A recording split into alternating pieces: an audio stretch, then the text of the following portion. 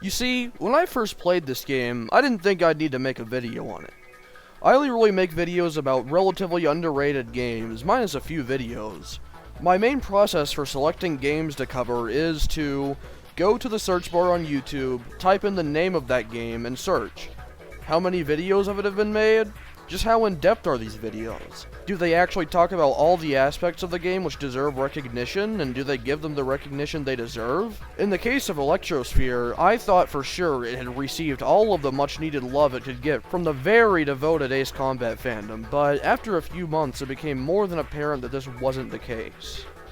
While yes, the Ace Combat fandom does shower Electrosphere with love, it's largely overshadowed by other games in the series. Just why has Electrosphere flown under the radar so hard? Why does it deserve so much more recognition than it gets? Let's find out. Over 21 years ago, Ace Combat 3 Electrosphere was released in Japan, and 20 years ago it was released in Europe. This delay will be important. Ace Combat 3 Electrosphere was incredibly ambitious compared to the former entries in the series. Electrosphere would give players a full story with fully voiced character dialogue, branching story paths, dozens of unique aircraft, and it was all wrapped up in this awesome cyberpunk world with warring megacorporations and futuristic airplanes. Ace Combat 3's release was delayed for a whole 8 months in Europe and 10 months in North America. During this time, you'd likely expect that Namco were busy dubbing the lengthy cutscenes and dialogue in English for other markets, but you'd be mistaken. Instead, Namco had completely gutted almost all story content from the game. Almost an hour of cutscenes, original animation by Production IG, the same studio that animated Ghost in the Shell, hundreds of recorded lines of dialogue, and a whole branching storyline was cut in favor of a completely linear game for convenience. Going from 52 missions on 2 discs to 36 missions on 1 disc, Ace Combat 3's international release was a significant downgrade from the Japanese version. And so for over 17 years, Japan was treated to a cyberpunk epic, while everyone else only got to experience a shell of what was released in Japan. But fortunately, a couple of years ago a fan translation was finished and released. So now everyone can actually play Ace Combat 3 as it was released in Japan in mostly English. Just how much were we missing out on? No, I'm not even going to leave you off with a question. We were missing out on a lot.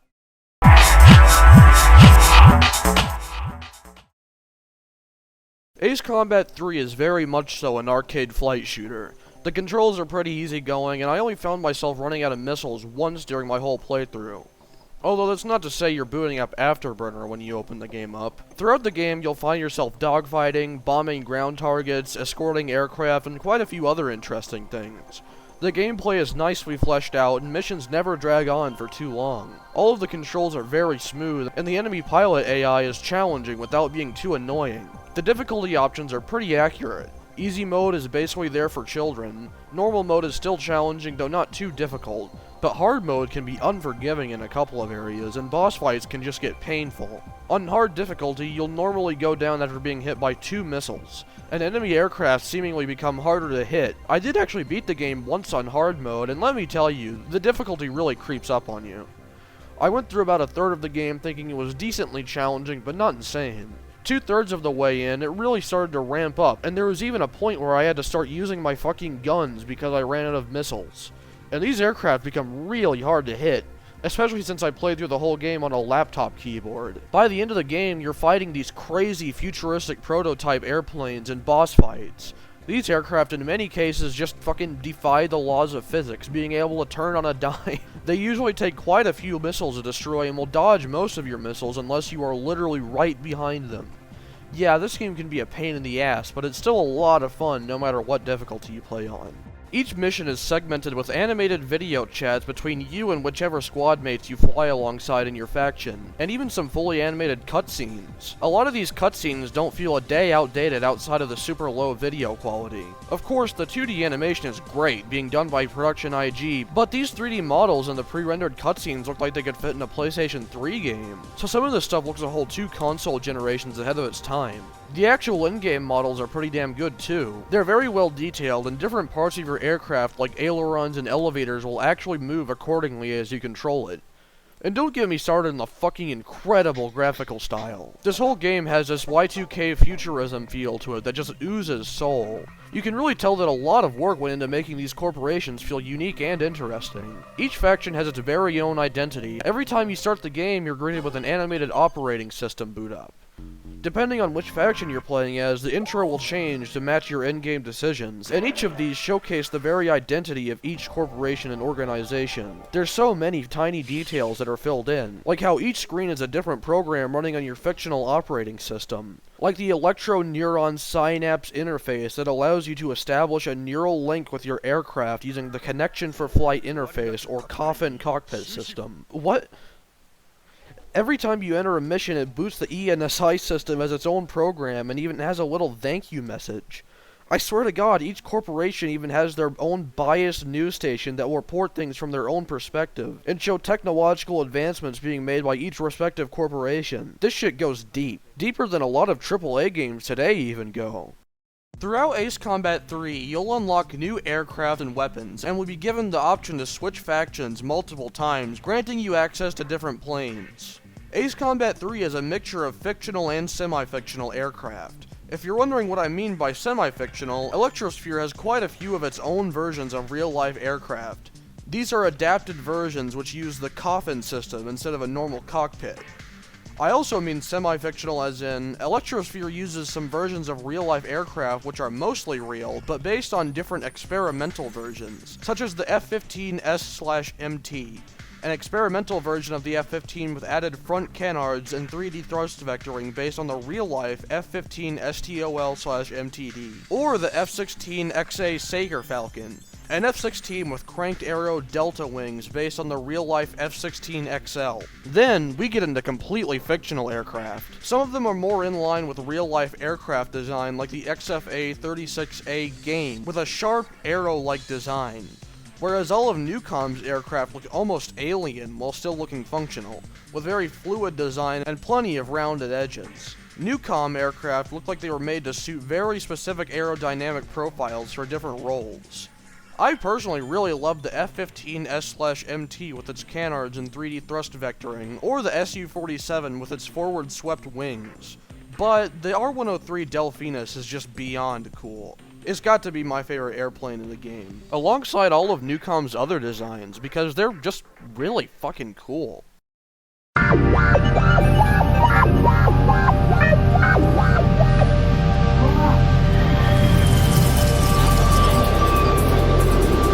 So, I think it's pretty obvious that I'm a big fan of electronic music if you've listened to a few of my mixes, which you totally should if you like the music I'm playing in this video. And Ace Combat 3 has no shortage of great electronic music. Electrosphere's music ranges from crazy techno bangers to more mellow tracks to straight up fucking experimental. And when I say experimental, I mean the kind of music that makes you question, is this what it sounds like when we die?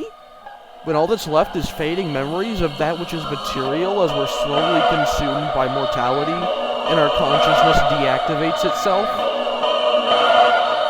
So anyways, Ace Combat 3 has some real fucking bangers. Its soundtrack is primarily comprised of techno-style music. I think I've seen some people call it drum and bass, and yeah, the BPM definitely gets up there sometimes, but not in all of the tracks. I'm more inclined to just call it straight up 90s techno music. Some tracks I've classified as breakbeat, but most tracks present themselves as techno. But the music itself sounds very futuristic and fits perfectly with the cyberpunk setting. If you're as into electronic music as I am, you'll really dig Ace Combat 3's soundtrack. I actually like it a lot more than most of the other soundtracks in the Ace Combat series, which is almost universally renowned for having really good music. Escalating conflicts between nations, a growing nuclear threat. Those days have passed. However, nations are no longer able to deal with quarrels between the ultra-powerful national corporations, malicious terrorism, and potential disasters. This is part of the motto of the Universal Peace Enforcement Organization, or UPO. The UPO was an international peacekeeping organization operating under the Neo-United Nations, or the NUN. The UPO claims to hold the latest military hardware, sufficient to cope with any emergency, and to have established the vocal authority to hold a dialogue on a level playing field with any organization. In an age of confusion, where talk of borders and territory has ceased being pertinent, the Universal Peace Enforcement Organization is all the world has left to rely on to establish boundaries and to enforce rules.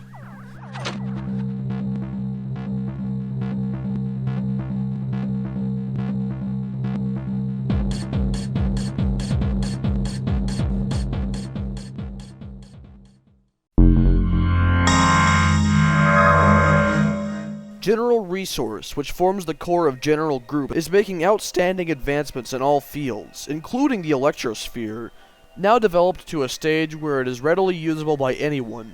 General Resource, with use of the latest technology, created a worldwide computer network, and was the first to establish and design the Electrosphere. General Resource is one of the strongest multinational corporations in the world with immense capital. With said capital, General Resources established its very own defense force, known as the GRDF, with an aim to counter crime and a rash of terrorist activity, a subsidiary organization and defense corps which remains constantly vigilant in their monitoring of not just their own interests, but for global security and the continuance of peace.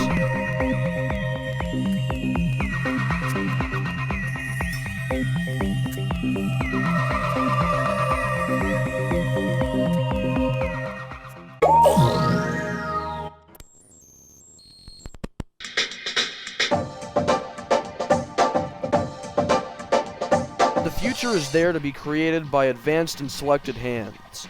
That is Newcom Incorporated's motto. Newcom is paving the future in their very own way.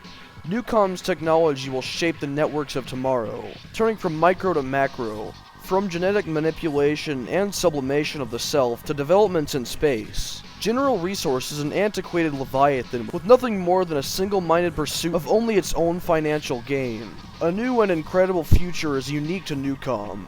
That is why Newcom is increasingly funding their emergency unit and constantly implementing aircraft innovations such as laminar flow control. Newcom was even one of the first to implement the Connection for Flight interface, or COFFIN system.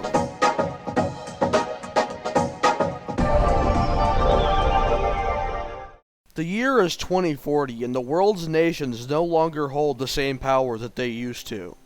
In their place, international megacorporations with their own private militaries now hold territory across the world. These megacorporations, General Resource and Newcom, are constantly encroaching upon one another, and tensions are continuously rising.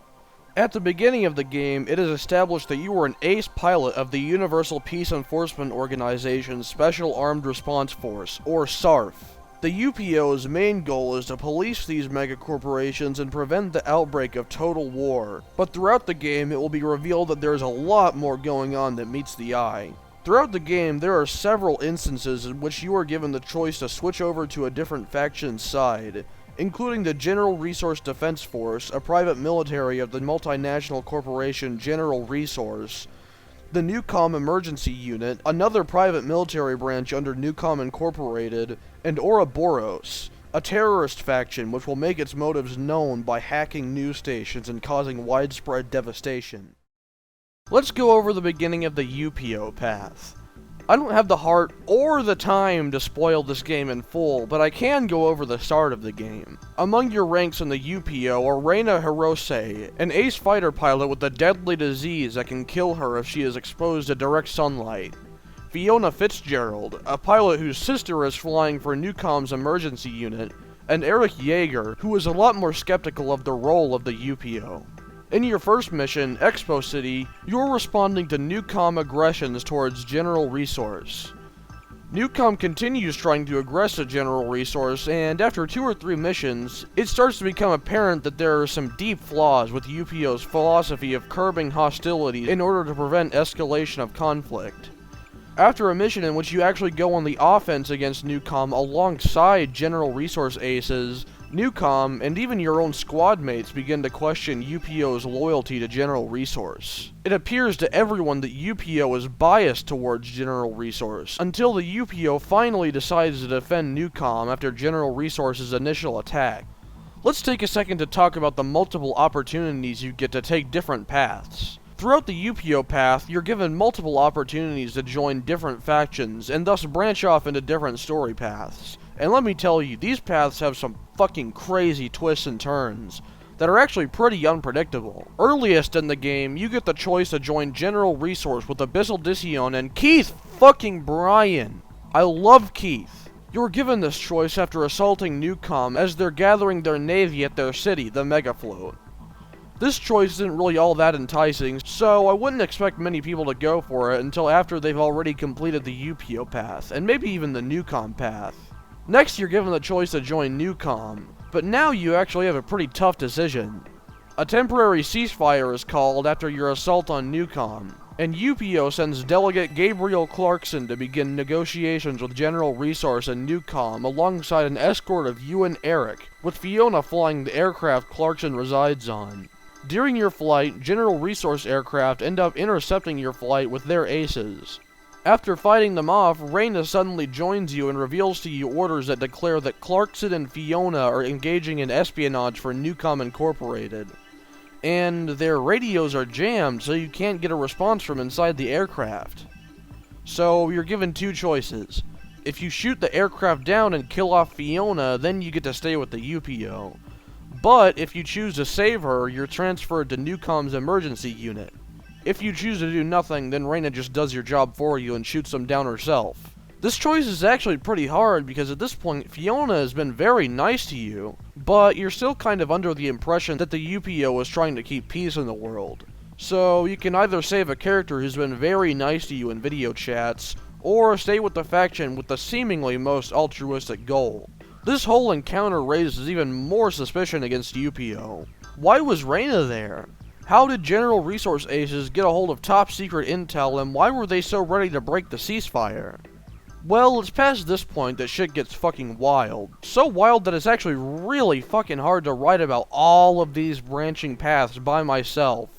And I feel like I'd be doing a disservice by spoiling such an underrated game, so I'm gonna cut it off here.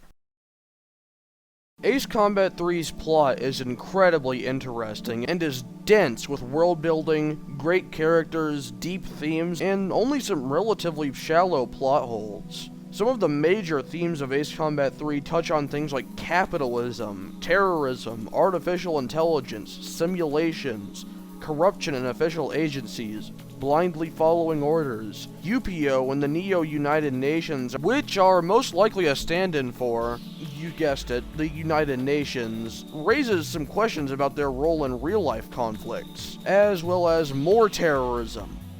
The characters, while not exactly Shakespearean, are very well written and occasionally really shine, like my main fucking man, Keith! I love you, Keith!